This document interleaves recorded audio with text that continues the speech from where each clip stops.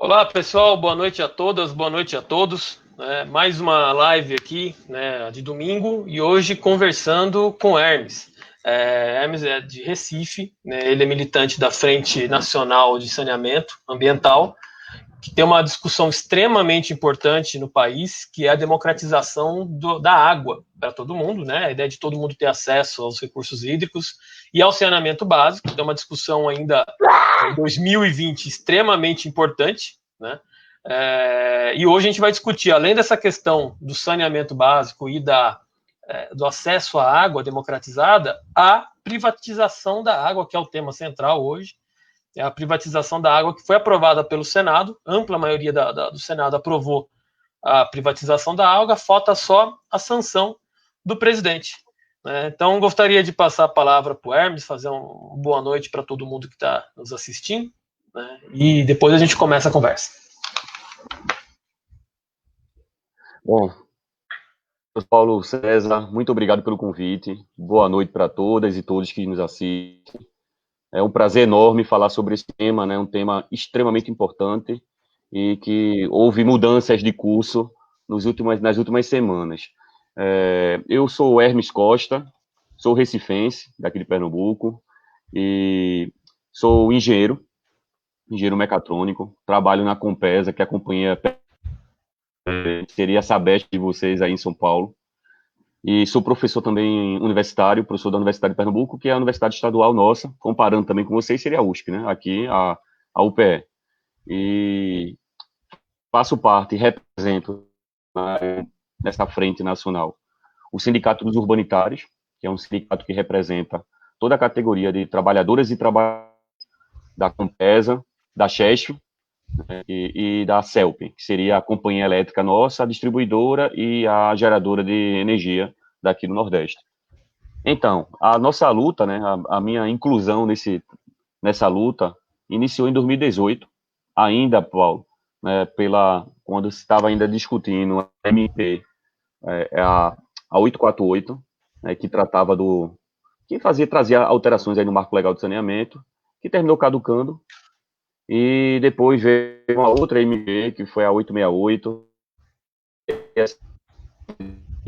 uma luta que a gente vivenciou naquela época também, no começo de 19, e aí também terminou caducando, né, não teve êxito aí junto no Congresso, e surgiu-se o projeto de lei, o 3261. Não, desculpa, 3162, sempre eu troco os números aí. O 3162, que foi um projeto de autoria do senador Tasso Gereissati, né, do PSDB aqui do Ceará, que basicamente foi um Ctrl-C, Ctrl-V da MP anterior, né, da medida provisória que foi apresentada ainda no governo Temer. E reiniciou essa discussão em meados de 2019, saindo com aprovação há 2 semanas atrás, né, desse projeto. Então é isso, né? A gente atuou basicamente na militância dentro do debate no Congresso. Então, praticamente o segundo semestre de 2019 nós estávamos dentro desse processo. Também eu atuando, representando a FRUNE, que é a Federação Regional dos Urbanitários do Nordeste, que é a entidade que representa todos os sindicatos aqui do Nordeste na questão dos urbanitários. Legal.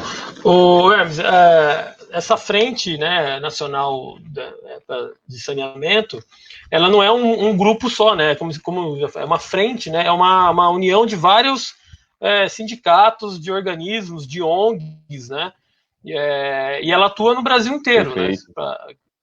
Você pode explicar para a gente um pouquinho o que é essa frente? Você falou da sua luta, mas explicar assim, quais são os campos de atuação dessa frente única sanitária, nacional sanitária, por favor, porque eu acho que é uma coisa muito importante. Eu mesmo não conhecia essa frente até entrar em contato contigo, né? Apesar de eu ter não é uma militância, mas entender a importância do acesso democrático à água, eu não conhecia essa frente, né? E eu achei extremamente interessante o campo que ela atua, né? Não, tranquilo. O áudio tá legal, Paulo? Só confirma, por favor, que deu uma cortada aqui para mim. Tá bom. Ele tá. Tem hora que dá uma travadinha, mas do geral tá muito bem. Tá muito bom. Tá muito bem. Beleza. Bom, a Frente Nacional pelo Saneamento Ambiental, o nome da frente é exatamente essa, Frente Nacional pelo Saneamento Ambiental.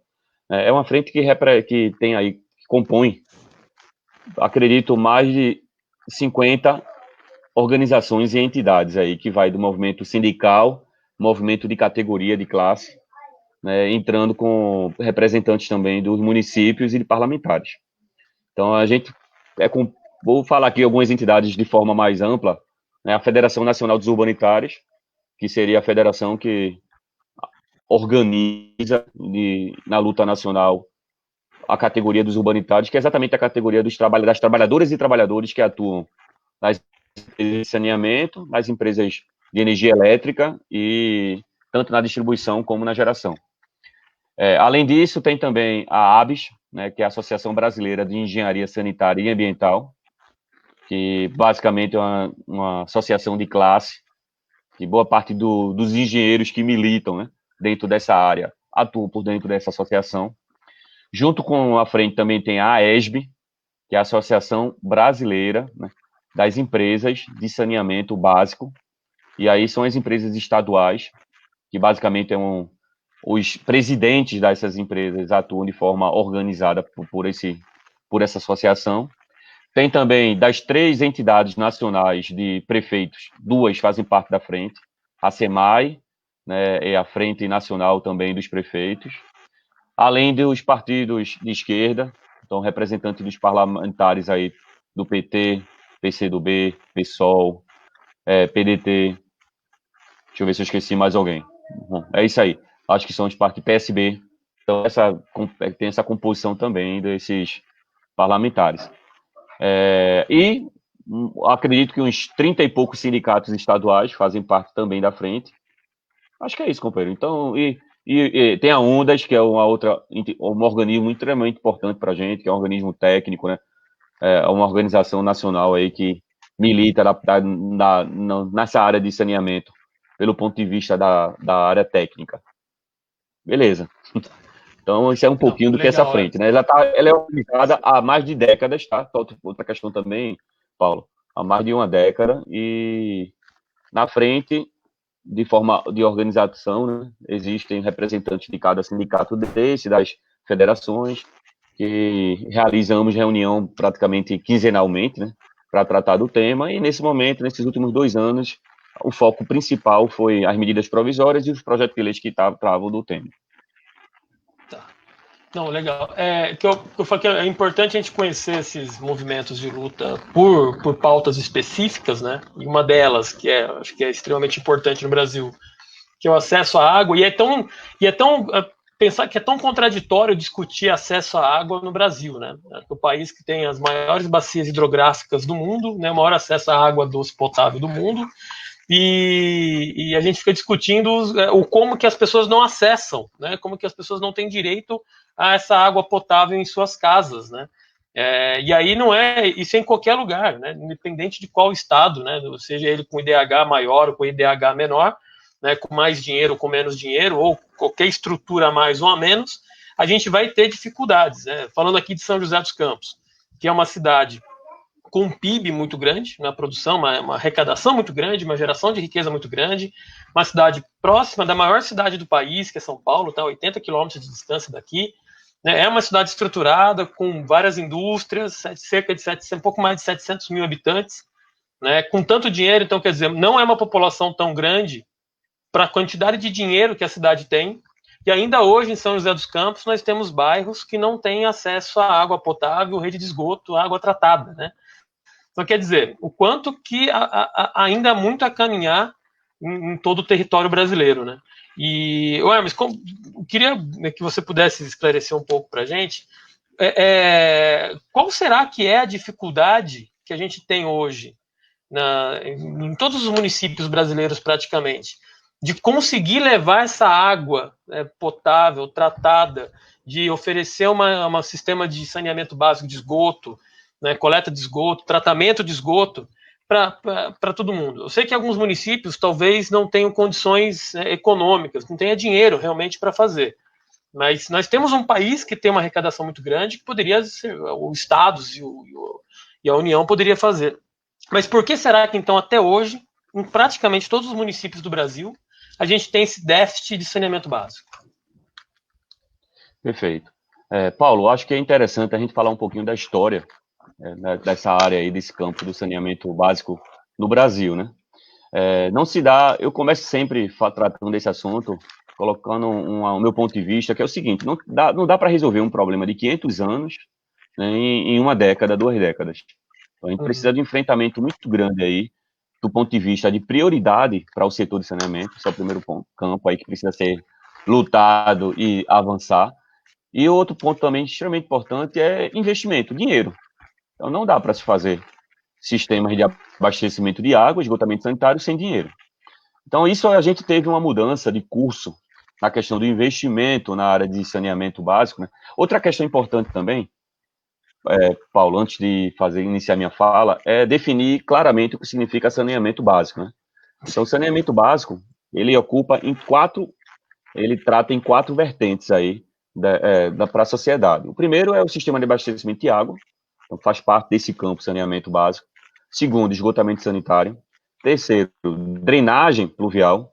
Então, toda a drenagem pluvial que é tratada dentro de uma cidade faz parte do campo teórico aí do saneamento, certo? E quarto, a destinação de resíduos sólidos e lixo, né? Então, tudo isso faz parte da área de saneamento básico. Especificamente, as medidas provisórias que foram apresentadas e o projeto de lei aprovado, né, o 4162, o foco deles principal é o sistema de abastecimento de água e esgotamento sanitário. Então, é disso que eles atuam, concentrado todo o esforço para poder para realizar as mudanças. E aí, Juan, beleza? Valeu aí. E aí, cara, como é que funciona essa parada aí, né? Da questão do saneamento básico, do ponto de vista do sistema de abastecimento de água e esgotamento. Até 2007, e aí a gente está falando em meados aí de governo Lula, né? Governo federal PT, foi que se iniciou um debate para a gente poder ter uma lei que pudesse definir o marco, e aí é o nome tal do Marco Legal de Saneamento, né? Esse nome surgiu exatamente em 2007, com a aprovação de uma lei, 11444, de 2007. Lá, essa lei estabeleceu um conjunto de regras para os atuarem de forma mais organizada na busca da universalização, que o termo universalização significa a gente levar água, né, para toda a sociedade, 100% da sociedade. Então, e esgotamento sanitário. Então, colocou lá uma regrinha de como fazer isso do ponto de vista do município, do estado, e definiu como os estados e municípios poderiam ter recursos federais para poder investir nesse setor, como também, Paulo, estabeleceu objetivos, né, de forma muito clara, com metas, né, e indicadores e metas para que isso fosse cumprido. Então, foi colocado para os estados a obrigatoriedade de universalizar a água em 2037. Então, dia 31 de dezembro de 2037 é para toda a população no Brasil ter acesso à água, 100% da população. Idem para a questão do esgotamento sanitário, 2037.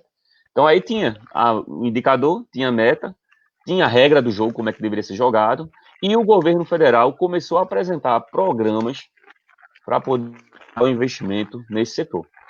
Então, a gente saiu de uma média, antes de 2007, que girava em torno de 6 bilhões de reais por ano de investimento, e isso passou para 12 bilhões. Então, a gente teve um crescimento aí, 2008, 2009, foi exatamente nesse período, Paulo, que eu entrei na Compesa, porque até 2007, 2008, todas as companhias estaduais, que são públicas, não faziam concurso, já estavam sem concurso há mais de 15 anos. Por exemplo, a Compesa fazia 15 anos que não fazia concurso. E aí, com o crescimento do investimento, vai ver o PAC do saneamento, PAC 2 do saneamento, né, focando nesse investimento. A Compesa, por exemplo, tem que contratar engenheiros técnicos para poder acompanhar e executar as obras, né? Elaborar projeto, executar a obra e fazer a manutenção e operação desses novos sistemas. E foi aí que eu entrei na Compesa. Foi exatamente nesse momento de boom, né? Isso foi até 2016, mais ou menos 2015, 2016, e aí começou uma queda, 2016 já teve um investimento menor, 2017, 2018, então agora em 2019 teve teve um aumento aí de 2 bilhões, desceu na casa de 9 bilhões e subiu para 11 bilhões em 2019. Mas essa é a curva do ponto de vista dos investimentos na área de água e esgoto no Brasil. E aí, Paulo, isso é interessante quando a gente compara com a necessidade. Bom, beleza, mas isso provocou um aumento, né, da quantidade na questão da universalização, né, do acesso à água e do esgotamento sanitário. A gente teve uma elevação aí em torno de 15% do ponto de vista no Brasil, na média de acesso, e chegando na casa dos 70 e poucos por cento, desculpe, 60 e poucos, em torno de 86%, quando a gente olha, junta aí tanto a população urbana como a população rural, e quando você isola somente a população urbana, que é basicamente o trabalho desempenhado pelas companhias estaduais, a gente chega em torno de 92%, 91,2%. Isso é o que foi apresentado no último levantamento que aconteceu.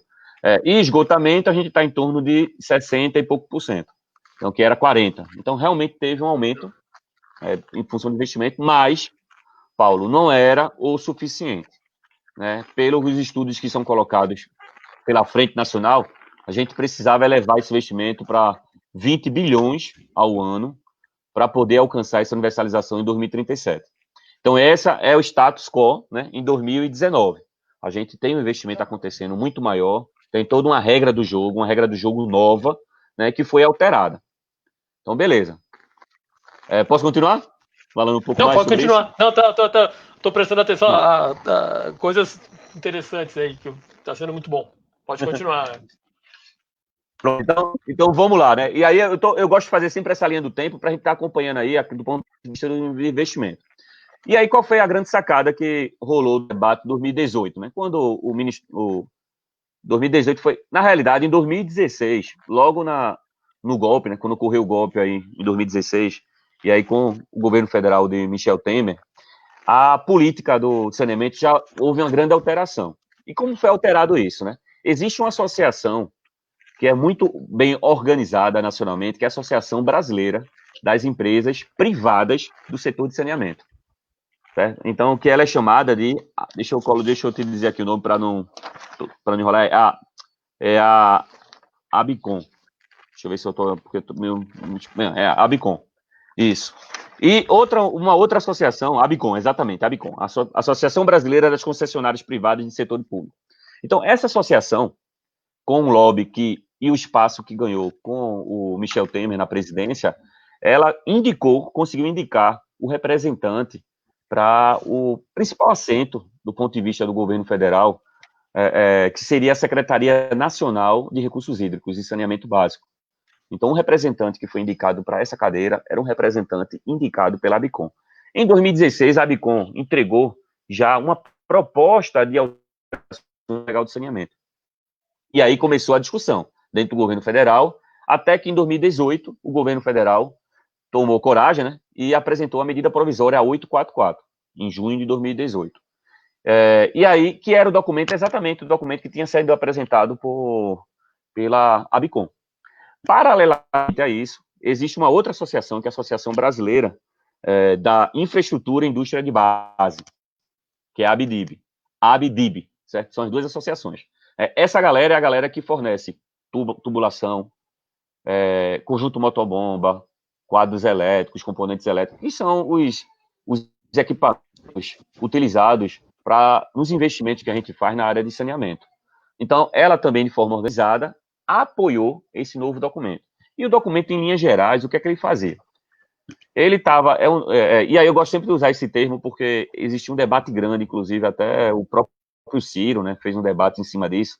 Esse projeto de lei que foi aprovado não privatiza o setor de saneamento, privatiza, não privatiza. Bom, na realidade, né, pela minha interpretação e da frente, o projeto de lei aprovado, né, o 4162, ele não obriga a privatização. O recado foi dado, ele não obriga. Porém, ele conduz e incentiva a privatização. Então, é isso que tem que ficar muito claro. Ele não é obrigatoriedade que com o projeto de lei aprovado, com a sanção do governo do presidente, todas as companhias estaduais vão ser privatizadas. Não vai acontecer isso. Não vai acontecer isso, Paulo. Porém, as empresas estaduais estarão inviabilizadas de continuar o seu papel de ação nos municípios, em alguns itens que foram colocados no projeto de lei, né, que foi aprovada, que inviabiliza a continuidade dela, se não for tomada algumas ações. Né? Então, O que eu assim, vi, o Hermes, projeto de lei desculpa te literalmente... interromper, eu Diga vi aí. que para as empresas públicas continuarem prestando serviço, elas vão ter que demonstrar capacidade de continuar gerindo por 30 anos, né? E aí é nessas Isso, pegadinhas que vai inviabilizar a empresa pública, e então, beleza, já que a empresa pública não pode, né, que venha a empresa privada, né? Perfeito. Gino, eu tô vendo aqui, Gino Gerard aqui mandando aqui. Grande Hermes, saudade de você, companheiro. Ô, também, meu amigo. Grande saudade aí de você, viu? Companheiro que me colocou na luta, viu, Paulo? Aí Ah, é? em São José dos Campos, foi, pegou na minha mão, né? Eu tava com 21 anos aí, 22, quando fui morar aí na cidade. E aí o É, companheiro me ajudou bastante aí, foi. o Hermes, Pegou na mão o Hermes, e me apresentou. o Gino é parceirão, tá junto comigo aí na Foi? luta. O Gino tá junto. Você tem uma sorte grande aí de contar com ele. Opa, não, Mas é aí, reconheço. pronto, Paulo, aí voltando, né, nessa questão do marco legal de saneamento, então, o que acontece, né, nessas questões aí das companhias? Antes de mais nada, a gente precisa entender como é que tá as companhias estaduais dentro do setor, né? Como é que ela atua. As companhias estaduais, na realidade, deixa eu só publicar aqui. As companhias estaduais, eu estou pegando aqui o link, publicando aqui, compartilhando aqui o link com a galera aqui também, que eu não cheguei a compartilhar. Paulo, por favor, se tu puder também mandar o link para mim Opa, mando sim. pelo WhatsApp, que aí eu divulgo aqui com a galera. Tem uma turma aqui perguntando. Bom, enfim, o que acontece? As companhias estaduais atuam em 70% dos municípios. Quem leva a água e trata o esgoto são as companhias estaduais. Disso daí nós temos 25% do que resta, Paulo, é atendido pelas companhias municipais. O município atua diretamente para a sua população. E 5% do setor está na mão do privado. Então a gente tem aí um cenário desse tipo, de 95% na mão do público e 5% na mão do privado. Claro, eu estou dando aqui números gerais, tá? Estou arredondando para ficar mais fácil. Outra questão também importante aí que a gente precisa avaliar é o seguinte: um estudo, inclusive, do ONDAS, né? Que é o Observatório Nacional, né, de Desenvolvimento para o Saneamento Básico. Ele coloca o seguinte para a gente, que foi feita essa avaliação, que nos últimos 10 anos, de 2007 a 2017, o setor de saneamento cresceu, no ponto de vista da água, 37% a mais do que o PIB.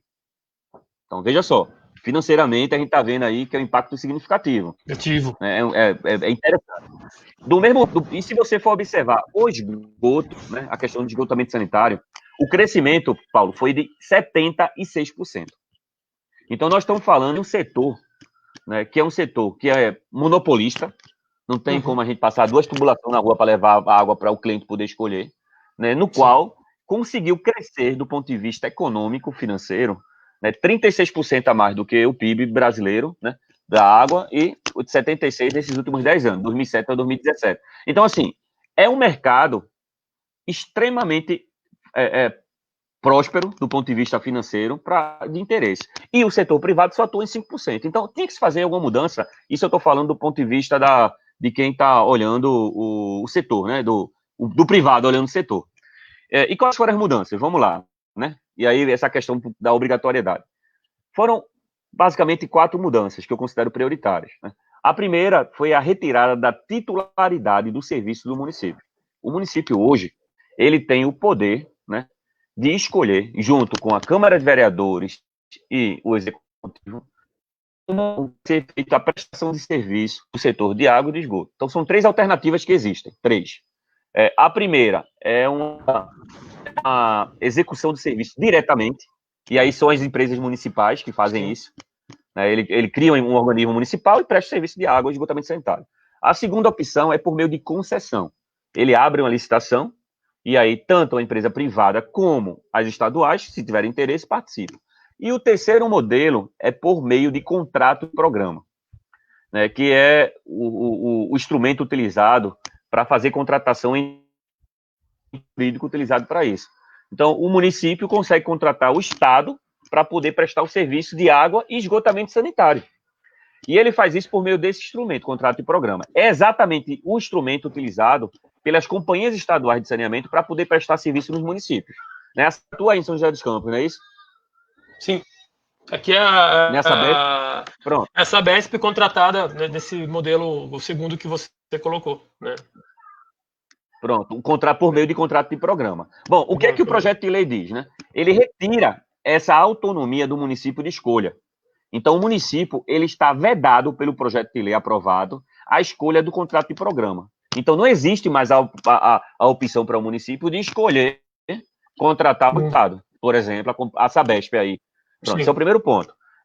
Segundo, ele obriga para os contratos que estão encerrados, porque existe um cenário de prestação de serviço que é chamado de prestação de serviço precário, que a gente chama no setor de saneamento, que é quando, por exemplo, a Compesa está prestando um serviço de saneamento, né, de água e esgotamento sanitário para o município, mas formalmente não existe um contrato.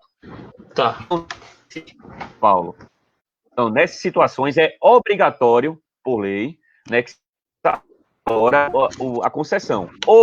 E aí foi aberta uma brechinha no artigo, se não me engano, é o artigo 15, que diz o seguinte: olha, vamos fazer o seguinte, você município e você Estado, pode resolver esse problema do serviço prestado de forma precária, né, fazendo um contrato de programa até o dia 31 de março de 2022. Então, foi dado um tempozinho aí para poder os municípios que trabalham desse... Estou falando por parte, tá? E tem um cenário das empresas que já tem, que prestam serviço para o município por meio de um programa existente, afirmado, certinho, aprovado na Câmara de Vereadores, aprovado pelo Executivo. Bom, para esses cenários, todos os contratos de programas precisam ser revisados. Isso está na lei. E aí a revisão significa o quê? Tirar a universalização que hoje é para acontecer em 2037 e trazer isso para 2033. Então a gente teve aí uma reduçãozinha de 4 anos. Então precisa ter revisitado os contratos para poder ser acrescentada essa nova cláusula. Além disso, existe a necessidade, que nesse caso as companhias, de apresentar o estudo de viabilidade técnica, econômica, financeira e de impacto ambiental para que isso aconteça, certo? Garantindo que em 2033 a gente tenha a universalização da água e do esgotamento sanitário. Então, esse desafio é fazer isso. E para fazer revisões, aí é onde é que entra essa questão do município, né? Para poder dar uma encerrada na minha fala, para a gente poder ir para outra. O papel, por exemplo, de uma Câmara de Vereadores, né? Da importância disso. O contrato de programa, ele precisa ser aprovado pela Câmara de Vereadores. Antes desse contrato de programa ser aprovado, os planos...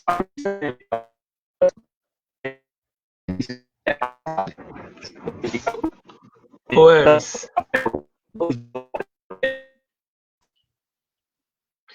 Hermes, eu vou pedir para você repetir essa última parte, porque deu uma travada no seu som, né? E aí não... Beleza. Não deu para entender. Por favor. O que eu estou falando assim, então, além dos contratos de programa que a gente precisa revisar, né, para poder atender essa questão, antes de revisar o programa, revisar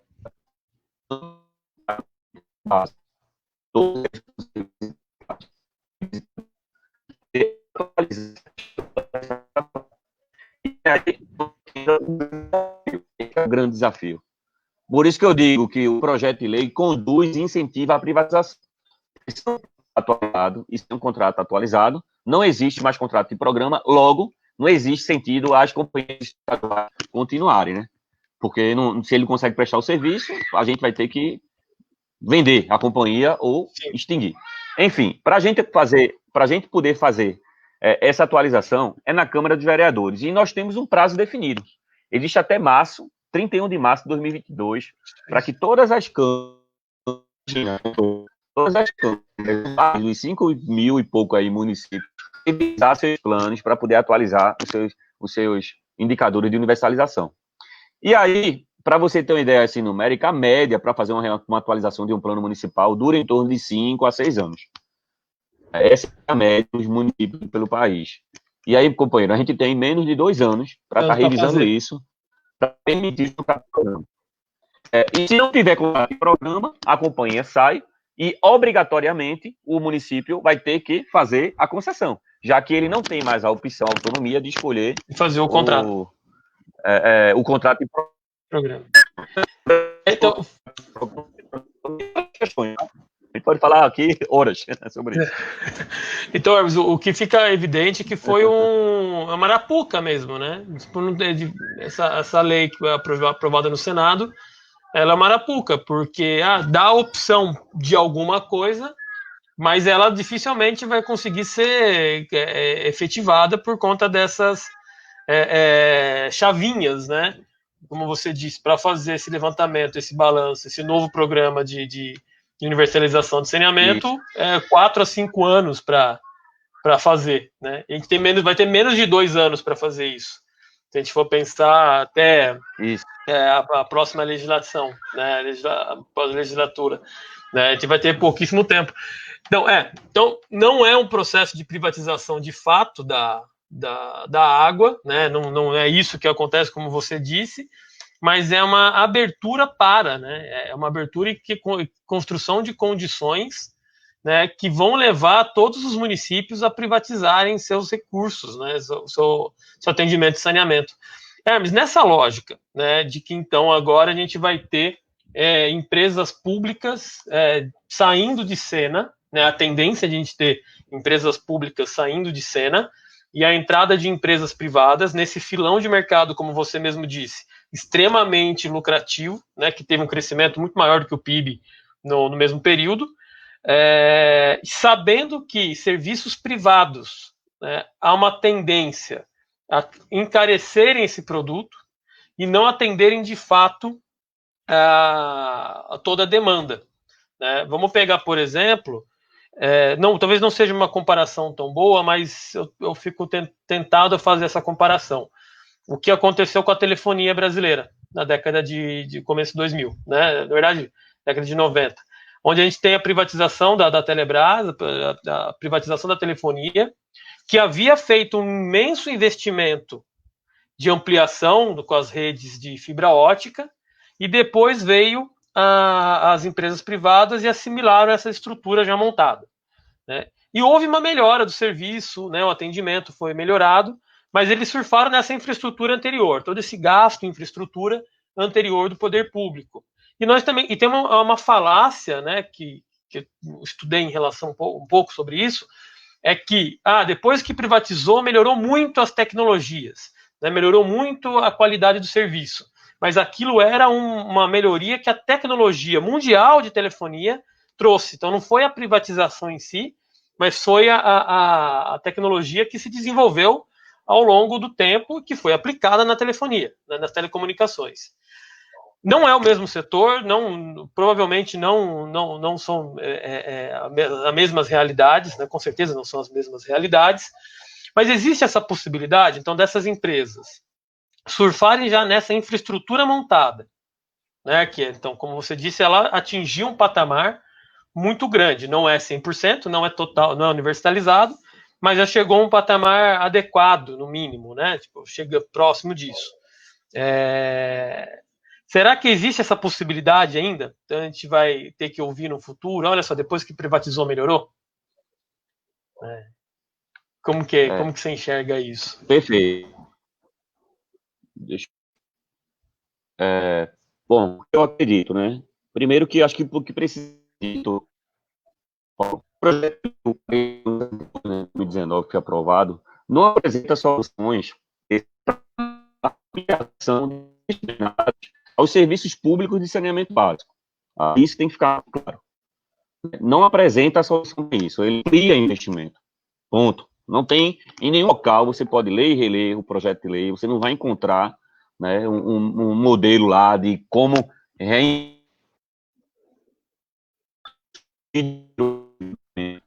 isso, né? Deixa bem claro que a população atendida, muito mais do que 90% da população brasileira.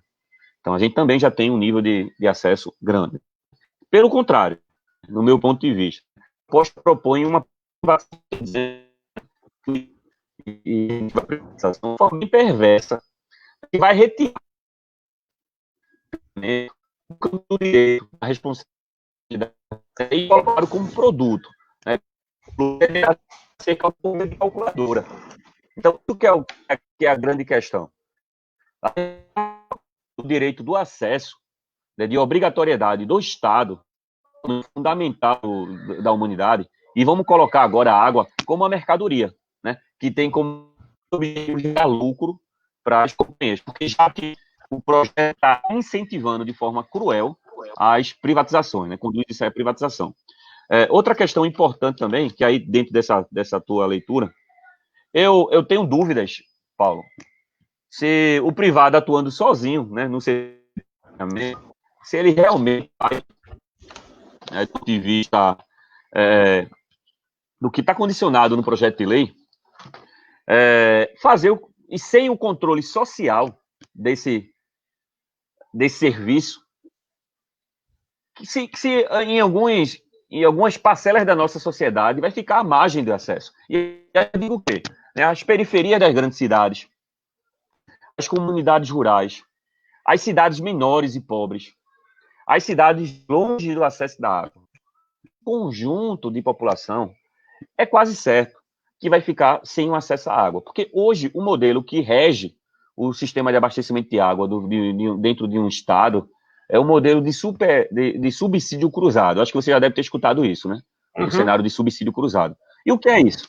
Os municípios mais ricos sustentam, né, o fornecimento de água para os municípios mais pobres. O que significa os municípios mais pobres? Somente os municípios que o custo operacional e de manutenção para levar água até aquele município, ele é muito maior do que o valor da sua tarifa.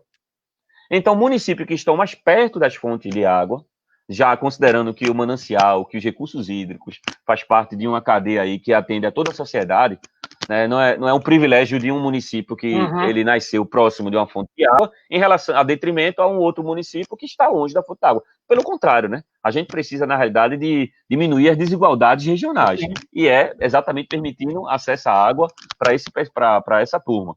Então, o que acontece? Esses municípios que o custo operacional da água é muito maior, dentro de um cenário de privatização por bloco ou por município, esses municípios não vão ter interesse do setor privado. Sim, quem é o dono de uma empresa, né, de uma multinacional, ou de uma empresa que está aberta a capital, né, que esse é o grande sacada também, que essas companhias privadas, elas são companhias que estão com capital aberto, e você sabe, né, que uma companhia com capital aberto precisa seguir um conjunto de regramento para poder tornar viável financeiramente. Então, não tem sentido o cara comprar um sistema que já sabe que a viabilidade financeira dela não existe. Porque ela só tem viabilidade financeira porque um outro está bancando. Sim. Então, esse que é o grande problema esse que é o grande problema que a gente tem dentro desse projeto. Porque na hora que ele incentiva o privado a atuar, e aí eu vou usar uma expressão que a gente sempre trabalhou aí no setor, né, nesse debate, pegar o filé, porque na hora que o setor privado pega o filé, aquilo que não é filé vai ficar para quem, Paulo? Quem é que vai fornecer água para esse povo? Vai continuar né, nas costas do Estado. E aí, mas que reduziu o seu tamanho e capacidade de atendimento, né? Perfeito, Paulo. E aí, só que a companhia estadual, se ainda existir, que vai atender essas regiões que não são deficitárias do ponto de vista econômico para poder fornecer, alguém vai ter que bancar. Quem é que vai bancar isso? A população como um todo. Né? Porque a gente vai ter que onerar o Estado para poder o Estado bancar, que hoje não banca. Né? Boa parte das companhias estaduais são superavitárias do ponto de vista econômico, ou seja, recebe R$0 dos estados para poder existir. Um exemplo de vocês aí na Sabesp, o exemplo nosso aqui da Compesa, como exemplo de mais outras 20 companhias que atuam aí nos estados, né, que eles são independentes financeiramente, não precisam de subsídio do Estado para atuarem.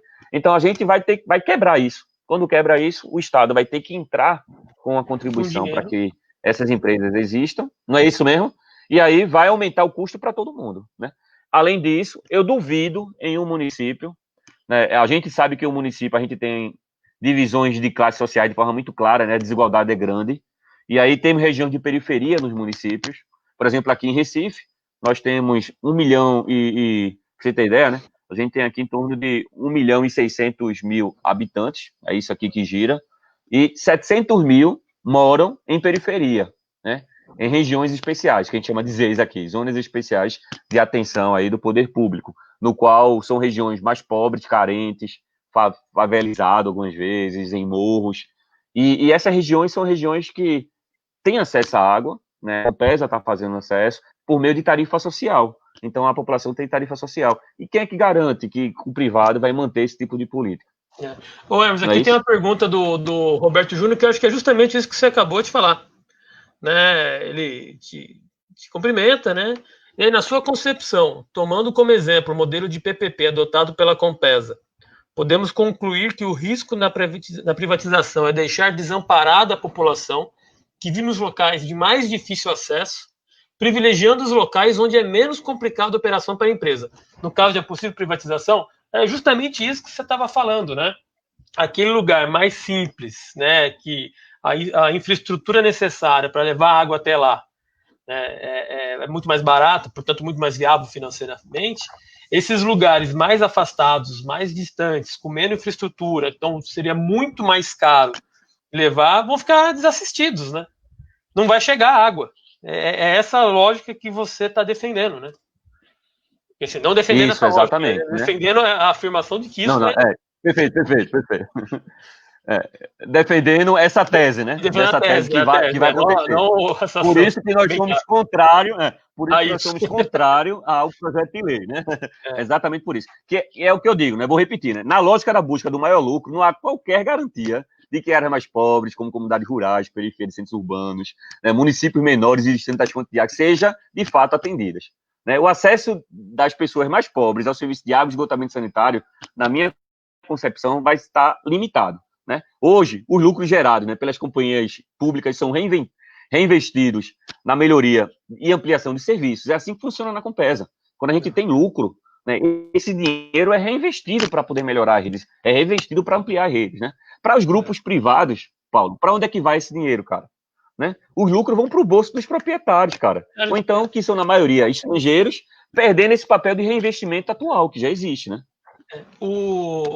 Estudando um pouco sobre a Bolsa de Valores, tentando entender essa lógica de empresa, eu comecei a ver que as empresas de energia, já que elas atingiram um nível de infraestrutura que é difícil você ampliar a infraestrutura de energia no Brasil, né? Então, todo o lucro, que também são empresas, né, algumas públicas, são superavitárias, então elas pagam dividendos muito grandes aos seus acionistas. É muito provável que isso também aconteça com essas empresas privadas, que, dependendo do seu tamanho, né, elas vão começar a negociar suas ações, né, a ser negociada na Bolsa de Valores. Então, esse lucro todo vai para o investidor, vai para o dividendo. Lembrando, dividendo não é taxado no Brasil. Né? Nós temos essa desigualdade também. Dividendo, lucro de empresa, não é taxado no Brasil. Então, os caras investem o dinheiro em empresas, lucram com dividendo. E aí, falando em empresas energéticas, eu vi também na lei, Hermes, que parece que o valor da água vai estar vinculado ao valor da energia. Né? Tem uma parada dessa dentro dessa lei? Né? Que eu não... Isso, tem. Porque, assim, Pronto. Eu vou aproveitar para poder complementar a minha resposta em relação à pergunta que foi feita aí pelo companheiro aí, né? Que acabasse de fazer. De Roberto, que é Roberto o nome dele, não é isso? Roberto, isso, Roberto. Pronto, ele fala das PPP, né? Eu acho que isso é interessante a gente discutir, né? Assim, e ligando um pouquinho o que você falou, né? Paulo, tu sabe qual é o principal ativo de uma companhia estadual de saneamento? Principal ativo. O que é que tem valor financeiro? E para uma bolsa de valores. As tubulações de programa. Né? Não, companheiro, né? Não, o que tem... eu gosto de fazer essa pergunta, mas é proposital para a gente poder realmente gerar dúvida, né? A gente, como professor, gosta sempre de fazer as interrogações, não é isso? É bom, é um método. Então, por quê? É o método, né? Para a gente poder criar, instigar a curiosidade. Não são as tubulações, né? O principal valor, que é o ativo das companhias, são os contratos de programa. Não sei se tu sabe, mas Dória é um dos grandes defensores, né, aí no estado de vocês, para que esse projeto de lei fosse aprovado. Ele defendia muito esse projeto de lei. Né? Por quê? Né? Esse projeto de lei garante, tem um artigozinho lá dele, que dá uma segurança jurídica para que na hora que a Sabesp for vendida, como eu falei, a Sabesp é pública. E como empresa pública, para poder prestar o serviço para o município, precisa de um instrumento jurídico que é o contrato de programa. Esse contrato de programa é o instrumento somente para ser operacionalizado entre entes federados, ou seja, para o setor público. Tá. Então, na hora que privatiza, Paulo, o contrato de programa, ele deixa de ter o seu papel jurídico, né, e é perdido. Então, o município, e aí a companhia que foi privatizada, deixa de ter aquela relação contratual com o município, porque o contrato de programa deixou de ser um instrumento mais, já que a empresa passou a ser privada. Sacou aí, né? Entendi. Então, qual foi a alteração que Dória defendeu para poder privatizar a Sabesp, né? Já que a Sabesp conseguiu resolver essa questão de contrato de programa, já resolveu tudo, já boa parte dos contratos de programa de vocês aí já estão formalmente colocados. Fez o seguinte, né? Ele incentivou para que o projeto tivesse o seguinte: olha, na hora que a companhia estadual ela é privatizada, os contratos de programas são substituídos, né? Por contratos de concessão. Tá. Essa que é a sacada. Automaticamente? Que é a segurança jurídica. Automaticamente. Então, privatizou, automaticamente, os contratos de programa passam a ser contrato de concessão. E aí, meu amigo, resolveu o problema uma mina de ouro. Porque sem os contratos de programa, que como eu estou te falando, é o ativo da companhia, porque na realidade o que interessa são os clientes. Né? O que interessa para a Compesa, nesse ponto de vista, é conseguir atender 1.600.000 aqui em Recife. Né? Então, assim, e na hora e para ele poder atender, tem que ter o instrumento jurídico, que é o contrato de programa. Se não tem esse instrumento jurídico, para nada interessa a população na rua, porque não consigo levar água para a população. Então, para as companhias privadas, o que interessa nesse setor são os contratos de programa. E na hora que o programa e se transforma. E aí, para a pergunta de Roberto. Hermes, como é que é essa história aí, né, que ele falou, né, da questão da PPP? Bom, o contrato PPP que existe com a companhia estadual, a PPP, né, a parceria público-privada, só para tu entender, Paulo, a gente tem a maior parceria público-privada do Brasil aqui acontecendo, que é uma PPP para de saneamento da região metropolitana de Pernambuco, certo? Então atende 15 municípios. A PPP só existe, Roberto, porque nós temos os contratos de programa com cada município.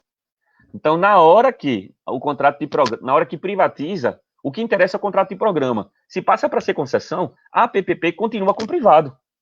Então, o contrato é permanecido, continua existindo e vai para o privado. Então, a PPP não garante, isso é o que eu estou dando aqui, não garante que a empresa vai continuar pública. Entendi. Certo? A gente tem PPPs, mas a PPP, a parceria público-privada, só existe porque o contrato de programa para baixo comunidade.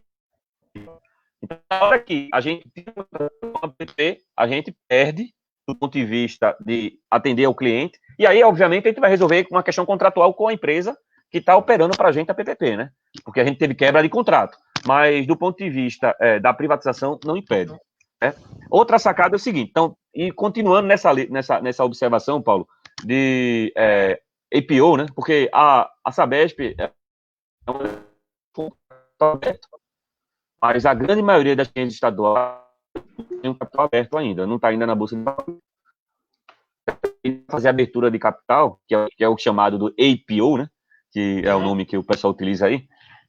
A gente precisa primeiro dar um ganho de capital para as companhias. Não tem sentido uma companhia entrar no mercado com um valor baixo.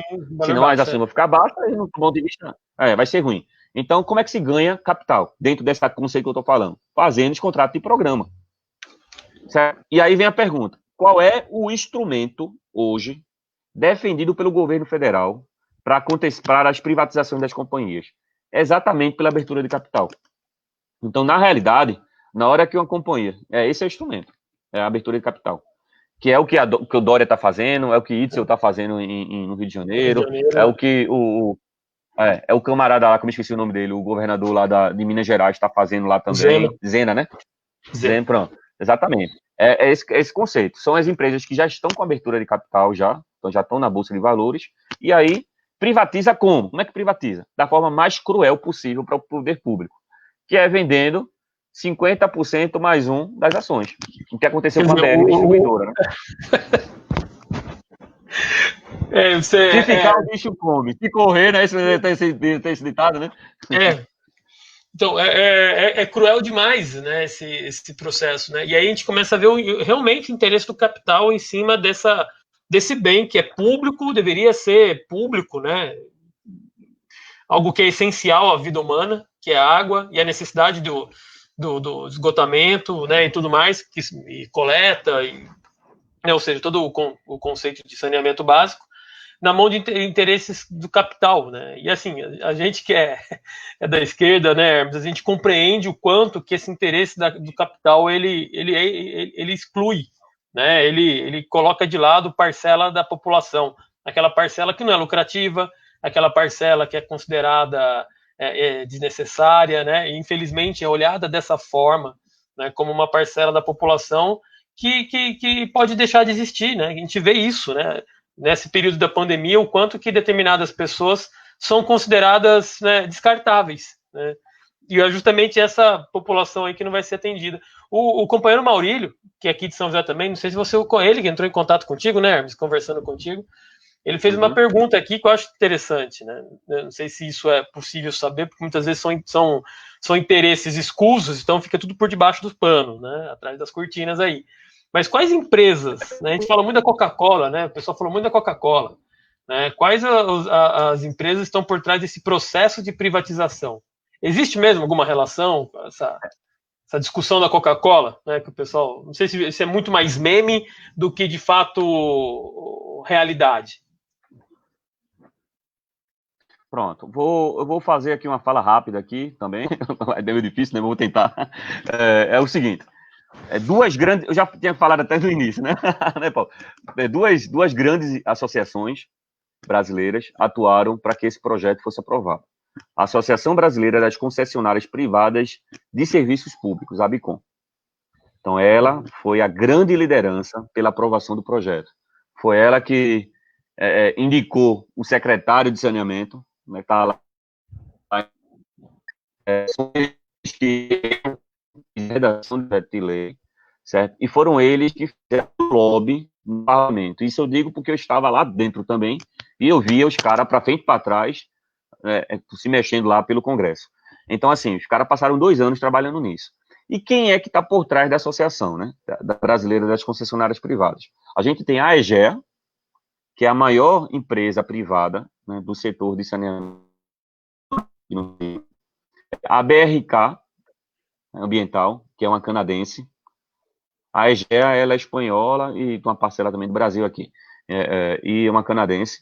Então, basicamente, são as duas maiores, que eu tenho conhecimento, né, empresas do setor privado que estão buscando, né, que basicamente são empresas que representam um fundo de pensões fora do país.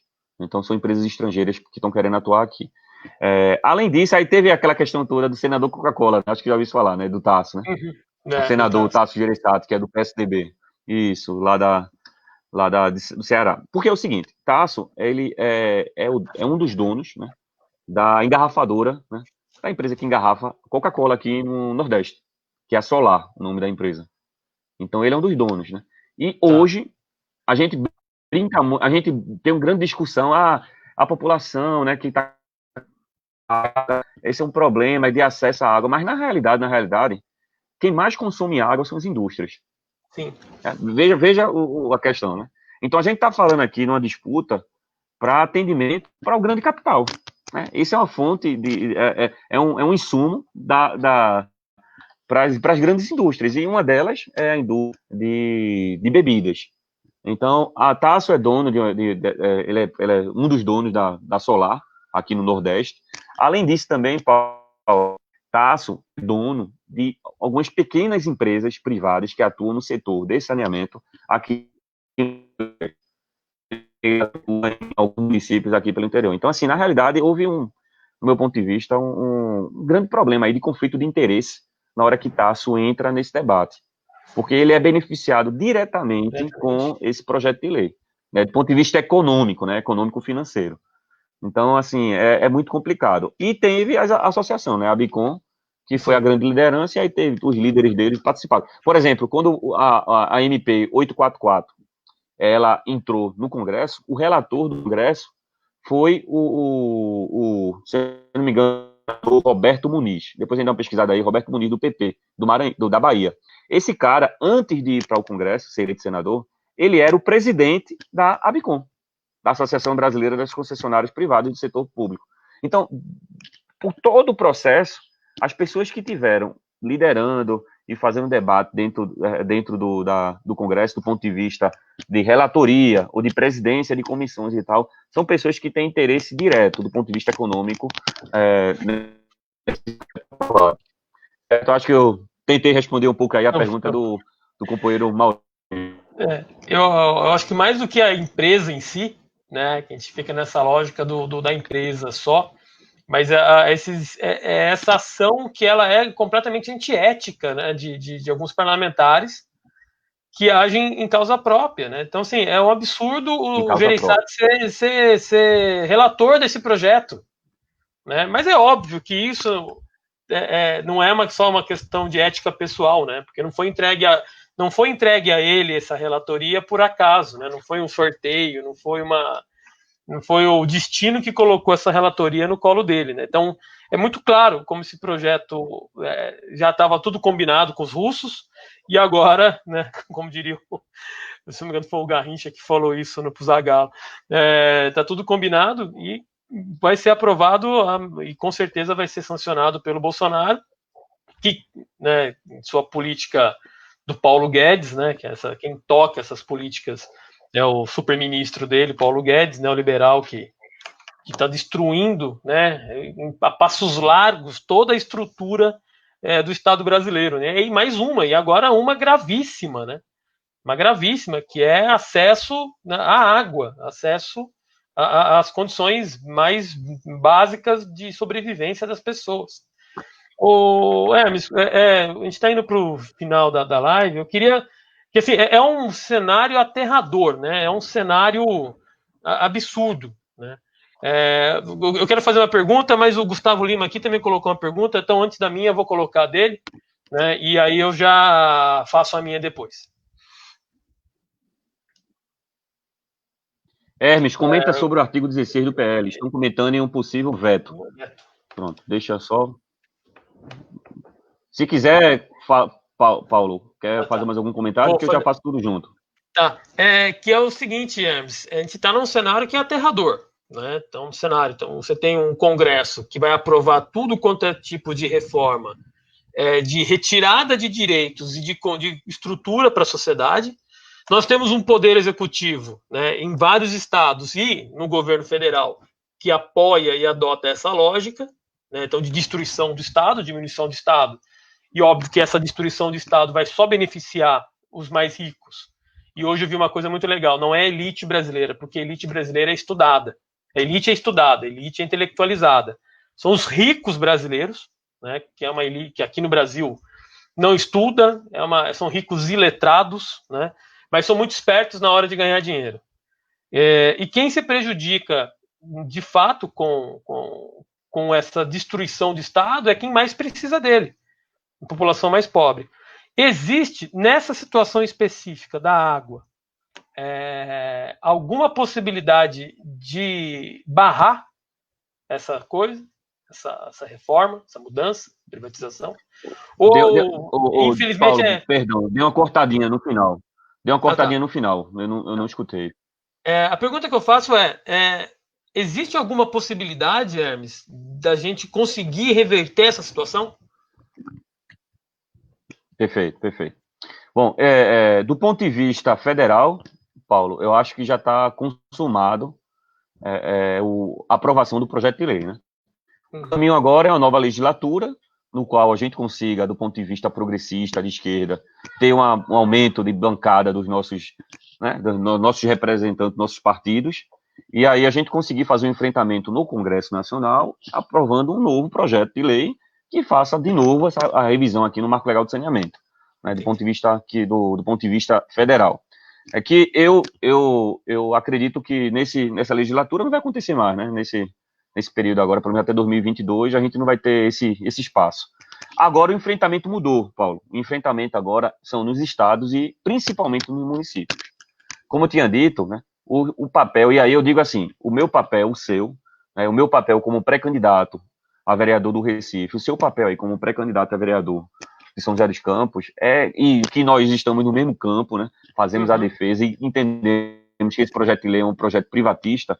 O nosso papel agora é fundamental, né, de caso eleitos, né, a gente utilizar esse espaço que nós vamos ter agora na Câmara Federal para fazer uma defesa direta, né, na Câmara Federal, desculpe, na Câmara de Vereadores, né, na Câmara de Vereadores, para fazer uma defesa direta, né, e acelerar tanto a revisão do plano municipal, para poder atualizar essa questão das metas, indicadores e do estudo de viabilidade, como também a gente fazer a aprovação dos contratos de programa, que vão ter que passar pelas câmaras, né, de vereadores. Então, para você ter ideia, então, isso vai ter que passar pelo município também, para ser revisado, né? Que é exatamente isso que a gente está falando, Paulo. E aí eu vou fazer o gancho do companheiro Gustavo aí, né? Ele fala um pouquinho do artigo 16, né? O artigo 16 foi um artigo que foi acrescentado, né, no último minuto do segundo tempo, lá na Câmara de na Câmara Federal, né, pelos deputados. O que foi feito, Paulo? Foi colocado um prazo até o dia 31 de março de 2022. Eu até já falei sobre isso aqui na live. 31 de março de 2022, para que todos os contratos de programas que fossem revisitados, essa história toda que a gente está falando aqui, né, de acrescentar indicador e a viabilidade para prestação de serviço, contrato de programa, pudesse ser firmado o contrato de programa, ou então um contrato que está tudo certinho, já adequado na questão da universalização nos casos, renovados. Então, o artigo 16 é o artigo que garante a sobrevivência, vou colocar aqui entre aspas, certo? Da garantia desse ativo, o ativo, que é o que vale, que é o valor financeiro das companhias, que são os contratos de programa. Então, na hora que existe essa discussão, que são os contratos de programa, na hora que existe essa discussão, né, pelo governo federal, né, fazer a vedação do artigo 16, a gente vai perder essa possibilidade. E aí, retirando o artigo 16, Gustavo, entendeu? Retirando o artigo 16, Paulo e Gustavo, nós vamos colocar todos os contratos de programa no estado de cancelamento, do ponto de vista que não vai ter mais como a gente renovar e fazer as correções aí para a universalização e viabilidade econômica, e aí vai conduzir, aí sim, vai privatizar por completo o setor de saneamento. Porque não tem mais outra opção para o município. Ainda tem esse risco, tá? Grande, enorme. Então, que é só não canetar, né? Garante isso, Gustavo. É o artigo 16, pô. Que garante exatamente esses três cenários que eu estou colocando, né? Os contratos existentes, as revisões de metas, indicadores e de estudo de viabilidade, as prestações que existem, né, sem contrato de programa, para poder firmar esse contrato de programa, e os contratos que existem já está tudo ok, porém, a gente permite uma renovação por mais 30 anos, Paulo. É exatamente esse artigo. A gente retirando o artigo, esses três cenários caem, e aí a única opção que tem é ir para a concessão. E a concessão significa retirar as companhias estaduais e colocar as privadas. Quer dizer, nada é tão ruim que não possa piorar, né, Hermes? Que não possa piorar, exatamente. O enfrentamento agora existe nos municípios, tá? É onde a gente tem que fazer o enfrentamento agora. E aí a importância, fazendo aqui a minha fala final, né, é a importância, Paulo, de eleger representantes para as câmaras, né, de vereadores que tenham papel, compromisso com a causa do saneamento.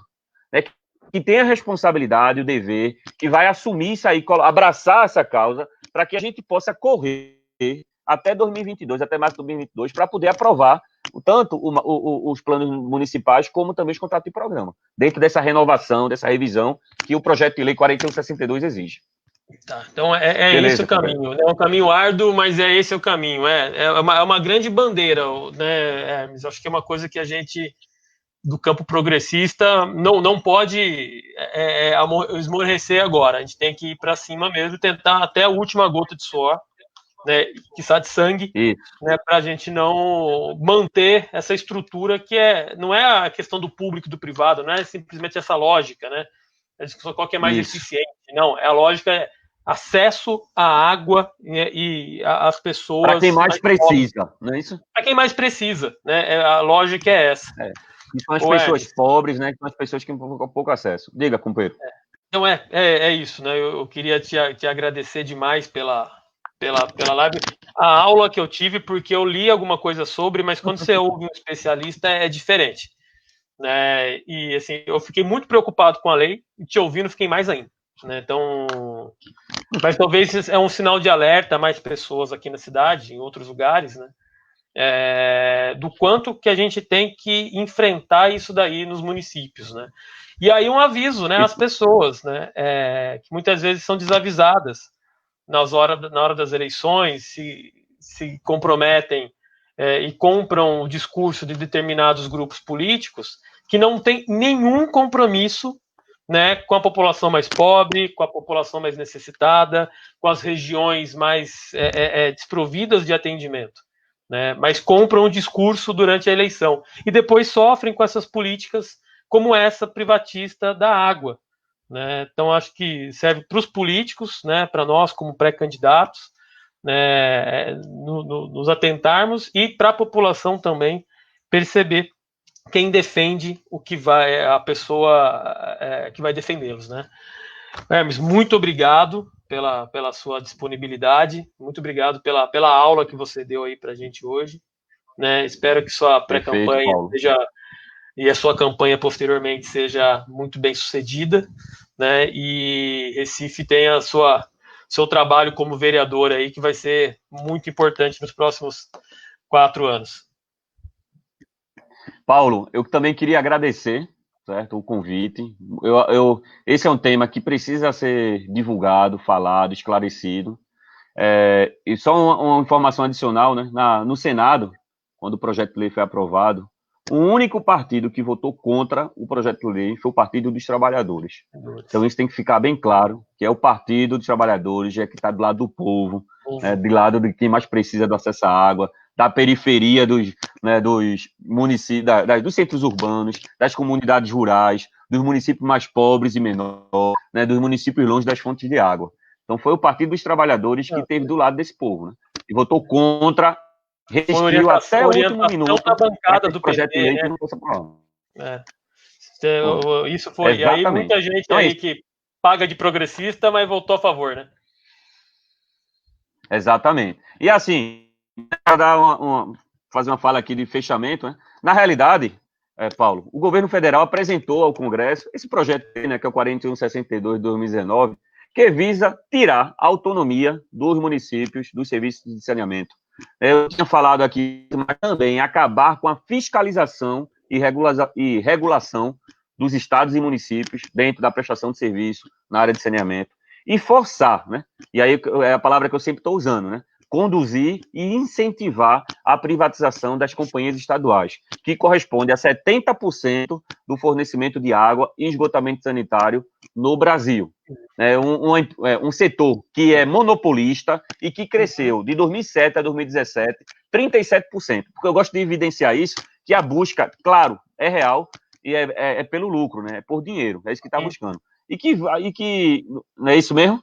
Pronto. E assim, isso me preocupa muito, porque a gente sabe que os interesses do setor privado é o lucro.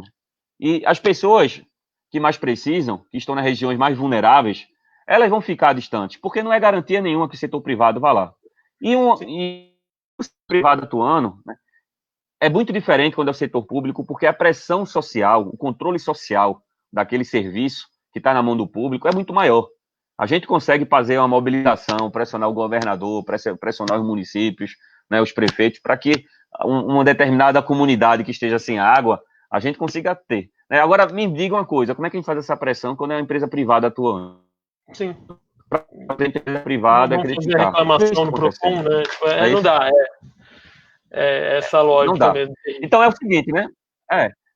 Então essas alterações não resolverão os problemas de déficit de saneamento no Brasil, que é claro, a gente sabe, a gente precisa melhorar. A gente precisa aumentar o acesso da água, precisa aumentar o acesso de esgotamento sanitário, né? Mas pelo contrário, né? O projeto de lei, na realidade, deverão incentivar isso, né? Exatamente, a exclusão social. O setor privado, no seu papel econômico, buscará o lucro, né, como tinha dito, né, e priorizará as localidades que exigem menores investimentos e permitam uma operação superavitária. Isso é claro. Né? Então, no nosso entendimento. E aí, vou trazer aqui para Pernambuco, né, só para você ter uma noção dessa questão da superavitária, né, dos 182 municípios que existe aqui em Pernambuco, somente 10 municípios, Paulo, são superavitários. Essa é a média que a gente tem aqui de estudo. Então, a gente está falando que 172 municípios, o preço da tarifa da água não paga a operação e a manutenção do sistema. Então, a gente vai ter, sim, um aumento real aqui em Pernambuco, caso essa tese seja mantida. Beleza? E aí, mais uma vez, né, para dar uma fechada, né, defender uma Compesa pública, defender uma Sabesp pública de qualidade, é defender as pessoas que mais precisam, os municípios mais pobres, longe das fontes de água, é defender as periferias, é defender a classe média do aumento da conta de água. Isso tem que ficar muito claro. É defender a tarifa social. Inclusive a classe média, né? Inclusive a classe média. Inclusive a classe média, que vai ter aumento de tarifa. Então, gente, é isso aí. Nós somos contra o projeto de lei. Fizemos um trabalho aí, trabalhamos para que não fosse aprovado. E nos espaços que nós estamos ocupando e que pretendemos ocupar lá na frente, nós iremos fazer a defesa irrestrita para que esse projeto de lei seja minimamente impactado dentro do município que a gente esteja. Não é isso, Paulo? Diminuir então, o impacto que vai trazer, né? O impacto negativo, tentar proibir, mas tentar impedir pelo menos o prejuízo total, né? Impedir. O prejuízo total. E se o artigo 16 não for vetado, né? Pelo menos a gente vai ter aí até 31 de março de 2022 para trabalhar, né? Sim. Então, a gente eleito aí, tem muito trabalho para poder correr atrás disso. Mas é um trabalho extremamente necessário e importante, né? Hermes, muito obrigado. Obrigado pela disponibilidade. Muito obrigado por ter aceito o convite. E só lendo aí um cartaz que está atrás de você, Hermes, acho que é muito importante a gente reafirmar: fora Bolsonaro e Mourão. Tem aqui, ó. Fora Bolsonaro. Fora Bolsonaro, não tem outra opção. Pessoal, uma boa noite a todas, boa noite a todos e até a próxima. Tchau.